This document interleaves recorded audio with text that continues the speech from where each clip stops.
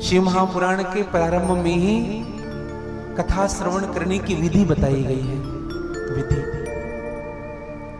कुछ विधियां होती हैं हम कथा जब श्रवण करने आते हैं तो। सबसे पहला, जब हम कथा श्रवण करने आए ना तो कुछ खाते हुए कथा नहीं सुनना चाहिए। खासकर मेरे युवाओं भाइयों से मैं निवेदन करूं, एक जगह हम कथा में गए थे, ऐसे चेयर जिधर लगे हुए थे उधर कुछ लोग बैठे थे, कथा सुनने आए थे, मुंह में पान खा रहे हैं।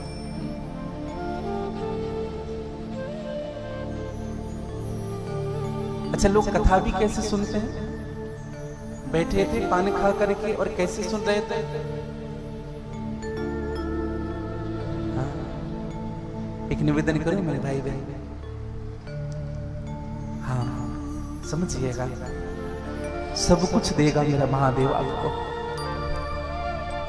सादर श्रवण सुनई मन लाई। कथा सुननी कैसी चाहिए? सादर सुननी चाहिए। वहां यह नहीं देखना चाहिए कि कोई व्यक्ति कथा कह रहा है, वहां यह देखना चाहिए कि भगवान शिव की वाणी जो हमारे कानों तक पहुंच रही है। हाँ। और ऐसे गुरुजन जब कोई बात कहे ना, ऐसे जब हमसे कोई श्रेष्ठ कोई बात कह रहा है तो ऐसे जी जी सदैव याद रखिएगा, पात्र की पात्रता पर निर्भर होता है कि देने वाला क्या क्या न दे दे तुम्हें। हमारी योग्यता वैसी नहीं हो पा रही है, जितना हमको मिलना चाहिए उतना नहीं मिल पा रहा है, क्योंकि हमने अपनी योग्यता को वैसा नहीं बनाया। तो सबसे पहली विधि है, कुछ खाते हुए कथा नहीं सुननी चाहिए। जो व्यक्ति कुछ खाते हुए कथा सुनता है ना, मैं आपको बताऊं, शिव पुराण कहता है, देखिए एक विशेष निवेदन करूं, मैं अपने मन से कुछ नहीं कहता, व्यासपीठ पर बैठ करके जो भी बात कहूंगा पुराण के माध्यम से ही कहूंगा। और शिव पुराण इस बात को कहता है, जो व्यक्ति कुछ खाते हुए कथा श्रवण करता है उस व्यक्ति को नरकगामी होना पड़ता है, उसको नरक मिलता है। और नरक ही नहीं, ये इतनी ही बात नहीं, जो व्यक्ति खाते हुए कथा सुनता है उनको नरक तो मिलता है, और नरक में उनको उसी व्यक्ति की गंदगी खिलाई जाती है। हाँ, इसलिए जीवन में कभी भी मुंह जूठन करके कभी भजन नहीं करना चाहिए। हाँ, कभी खाते हुए कथा नहीं सुननी चाहिए। हाँ, पादुका पहन कर भी कथा नहीं सुननी चाहिए। हाँ, निवेदन करूं आप सबसे। कथा का दूसरा नियम है, वक्ता से कभी ऊंचा बैठकर कथा नहीं सुननी चाहिए। ऊंचा। अब आप लोग जितने ऊपर बैठे हैं ये ना सोचे हैं कि हम अपराध कर रहे हैं, नहीं नहीं, ये तो नीचे है ना। हाँ, ये व्यवस्था है। और मैं तो कहूं, जब तक हाथ पैर सही सलामत है ना तो जमीन पर ही बैठे। समुद्र बसने देवी पर्वत स्तन मंडिते, विष्णु पत्नी नमस्तभ्यम पाद स्पर्श समय। तीसरा नियम है, कभी ब्राह्मणों का कभी संतों का अपमान नहीं करना चाहिए जब हम कथा श्रवण करें। जो शिव की कथा नहीं सुनता है ना भैया, वो नरकगामी होता है। हाँ। एक विशेष नियम कथा श्रवण करने का मैं आपको बताऊं। शिव पुराण कहता है, दीक्षा पुंसाम दीक्षा विहीन नाम ना अधिकारम कथा श्रवे। जो व्यक्ति दीक्षा नहीं लिया है ना, उनको कथा श्रवण करने का अधिकार नहीं, ऐसा शास्त्र कहता है। जो गुरुमुखी नहीं है, हाँ, इसलिए गुरुमुखी भी होना आवश्यक है जीवन में। हाँ, गले में कुछ मालाएं हो, दीक्षा अवश्य होनी चाहिए। कम से कम तुलसी की माला गले में हो, रुद्राक्ष की माला। और एक निवेदन मैं आप सबसे कर दूं, रुद्राक्ष की माला को निरंतर धारण नहीं करना चाहिए अपने गले में, निरंतर,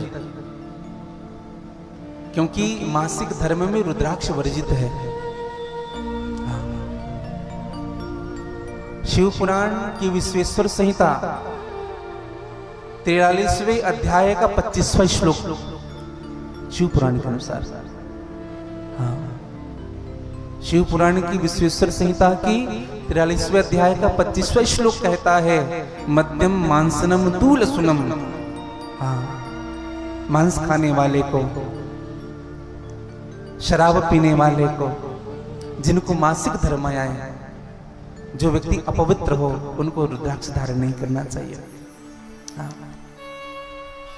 निवेदन करो आप सबसे, दीक्षाहीन मनुष्य को कथा श्रवण करने का अधिकार नहीं, ये शिव पुराण कहता है। जो व्यक्ति कथा श्रवण करता है ना, उनको अपने पात्र को शुद्ध रखना चाहिए। पात्र, पात्र का मतलब समझते हैं? हाँ, हमारे आदरणीय चाचा जी एक बड़ी सुंदर बात कहते हैं कि बेटा, जिस संत के पास पात्र नहीं होता फिर वो कुपात्र होता है। पात्रता होनी चाहिए, अपना पात्र होना चाहिए, समझिएगा, अपनी पात्रता रखिए। मैं तो एक बात सदैव कहता हूं, अपना आसन अलग से रखिए अपने घर में। अगर आपको भजन की शुद्धि करनी है, अगर आपको भजन को सिद्ध करना है, अपना आसन अलग रखिए। अपनी जो माला है ना, वो अलग रखिए। जो गुरुदेव भगवान ने जो माला प्रदान की है, या जो आप शिव जी की मंत्र करते हैं, उस माला को कोई ना छुए, केवल आप उनका जप करें। पात्र की शुद्धता हो, माला की शुद्धता हो, और मैं तो कहूं जब हम कथा श्रवण करें, वाणी की शुद्धता हो, और सबसे महत्वपूर्ण है दृष्टि की शुद्धता होनी चाहिए। हाँ, क्योंकि दृष्टि से मन बनता है। 6 चीजों का त्याग करना चाहिए। सबसे पहला, कभी किसी ब्राह्मण या किसी वैष्णव जन की निंदा नहीं करनी चाहिए। दूसरा, जीवन में पवित्रता हो। तीसरा, सद्पुरुषों का संग होना चाहिए। अच्छे पुरुषों के साथ रहेंगे तो हमारे मन भी अच्छे होंगे। हाँ, संगत से गुणात है, संगत से गुण जात। ये भगवान शिव की कथा श्रवण करने का नियम। और एक और निवेदन कर दूं मैं आप सबसे, मानस में भी इनकी व्याख्या की गई है, जो भगवान की कथा श्रवण करके हर्षित नहीं होता है। हाँ, कुल से कठोर निठुरे सोई छाती, कुल से कठोर निठुरे सोई छाती, कुल से कठोर निठुरे सोई छाती, कुल से कठोर निठुरे सोई छाती। सुन हरि चरित न जो हरि साथी, सुन हरि चरित जो हरि साथी, ओ सुन हरि चरित न जो हरि साथी, सुन हरि चरित जो हरि साथी। जिन हरि भगति हृदय नहीं आनी, जिन हरि भगति हृदय नहीं आई, जिन हरि भगति हृदय नहीं आनी, नहीं आई, जीवत सब समान ते प्राणी, जीवत सब समान ते प्राणी, जीवत सब समान ते प्राणी, जीवत सब समान ते प्राणी।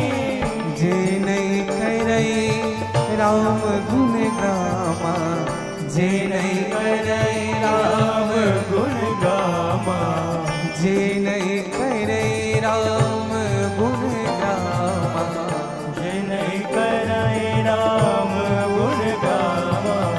जी है सोदा दुर्दीप समाना, जी है सोदा दुर्दीप समाना, ओ जी हो सोदा दुर्दीप समाना।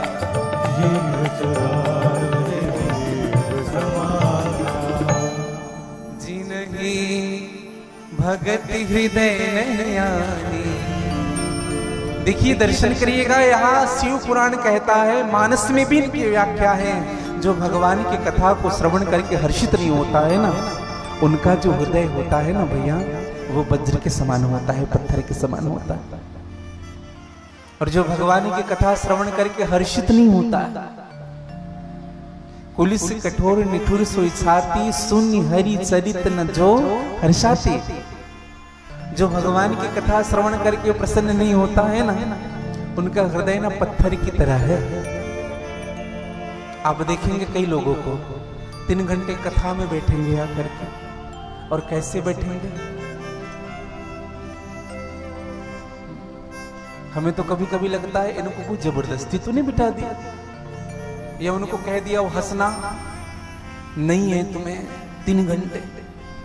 अच्छा, कुछ लोग कहते हैं, कुछ लोग, हमने एक व्यक्ति से पूछा, भैया तुम मुस्कुराते नहीं, क्या बताए महाराज। हाँ, सीरियस होकर के कथा सुनना चाहिए। हमने कहा व्यर्थ है तुम्हारा जीवन। एक जगह कथा हो रही थी, 2-4 लोग बैठे थे। अच्छा, जो बड़े लोग होते हैं ना, जो अपने आप को बड़ा समझते, बड़े नहीं होते, जो अपने आप को समझते हैं, हाँ दर्शन करिएगा, उन लोग अपने आप को मेंटेन करते हैं। ज्यादा हंसना नहीं, बगल में बैठे। एक जगह कथा हो रही थी, बड़े जनाए हुए थे, तो हम उधर जब देखते थे तो हंसते नहीं थे। कितने भी अच्छी बात बताओ, हंसते नहीं थे। हमने भगवान महादेव से प्रार्थना की, प्रभु कल से मत बुलाना इनको कथा में। चेहरे को वैसे बना करके रखते हैं। कुछ लोगों का स्वभाव ही होता है, अरे हंस लोगे तो क्या जाएगा। एक बात कहूं आपको, आपकी एक मुस्कान अनेकों मुस्कान पैदा कर सकती है।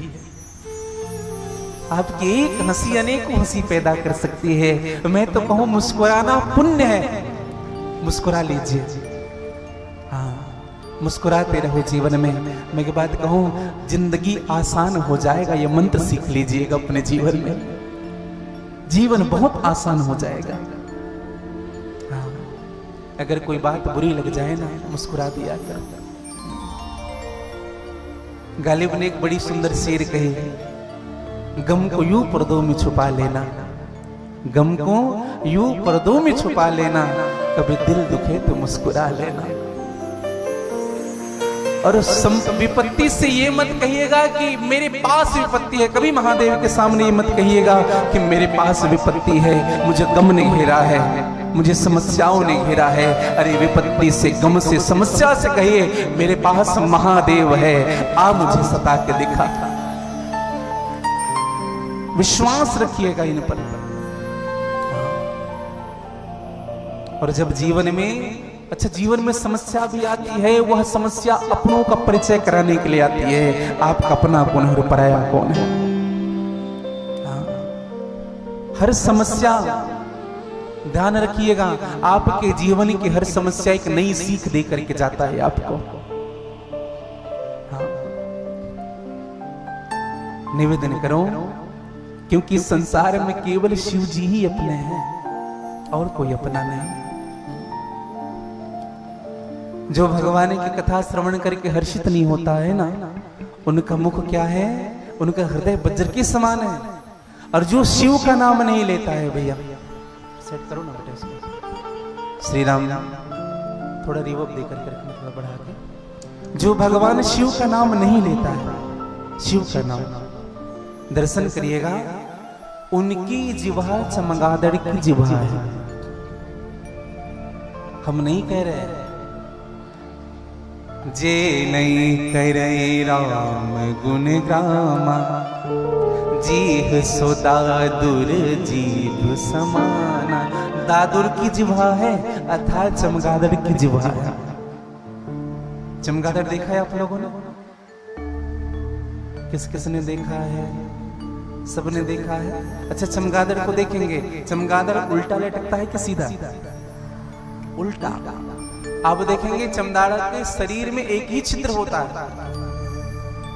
जहां से वो खाता है और वहीं से वो गंदगी निकालता है। जिधर से खाता है वहीं से वो विष्ठा का त्याग करता है। तो जो भगवान महादेव का नाम नहीं लेता है, जो राम का नाम नहीं लेता है, उनकी जिह्वा चमगादड़ की जिह्वा है।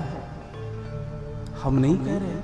हाँ, ये मत कहिएगा कि पंडित जी कह रहे हैं, शास्त्र कहता है। इसलिए हम आप लोग को बार बार कहते हैं, खूब नाम लो, खूब नाम लो, खूब नाम लो। हाँ, इसलिए भगवान का नाम लेना चाहिए। और नाम कैसे लेना चाहिए? छल छोड़ करके नाम लेना चाहिए। हाँ, छल छोड़ के जो भजता है उन्हें, छलिया भी उन्हीं की चाह करता है।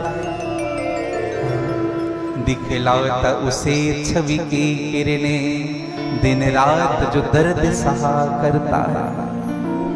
क्योंकि संसार में कोई अपना नहीं है, केवल महादेव ही अपने हैं। हाँ, और इसलिए बार बार भगवान से प्रार्थना करें, प्रभु आप हमारे हैं और हम आपके नगर में आते रहे, हम आपके चरणों में आते रहे।